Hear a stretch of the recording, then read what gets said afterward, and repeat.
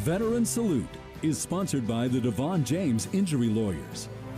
Tonight's veteran is enjoying a fulfilling career in the aviation industry in the air capital and says all of the things he learned working on the Navy's Eye in the Sky made his civilian career possible. KSN's Mike Mahoney shares his story on tonight's Veteran Salute.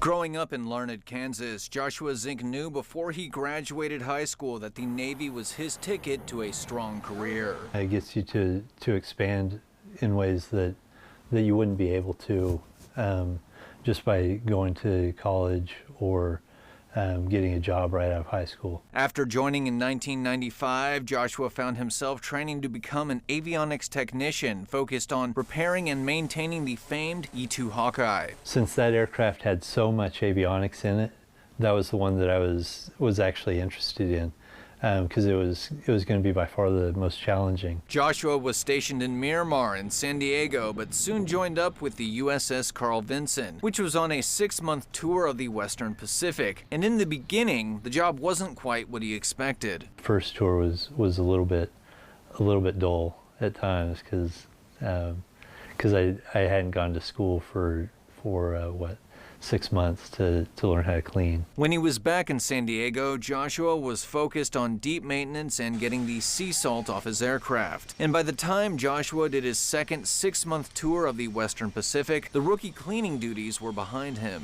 I was doing quite a bit more with the plane, but my expertise was really coming into play at that point. Joshua then took a break from the Navy to pursue an anthropology degree at Kansas State University. But he knew that there would be a round 2 of serving his country and went on to officer candidate school and then to flight school. And this time around, Joshua was training to operate the avionics equipment inside the plane. But he soon learned being in the air wasn't where he thrived. It became very clear that my skill set was not necessarily flying. Joshua finished his second round with the Navy in 2004 and left as an ensign. His next stop was the air capital, where he has been working in the aviation industry to this day thanks to what he learned serving his country. The military definitely provided skills that I wouldn't have gathered anyplace else. Here for you, Mike Mahoney, KSN News 3. On behalf of Devon James Injury Lawyers, we're honored to recognize this week's veteran, Joshua Zink, who served our country in the United States Navy. Thank you so much for your service. We're excited to give you a check for $500.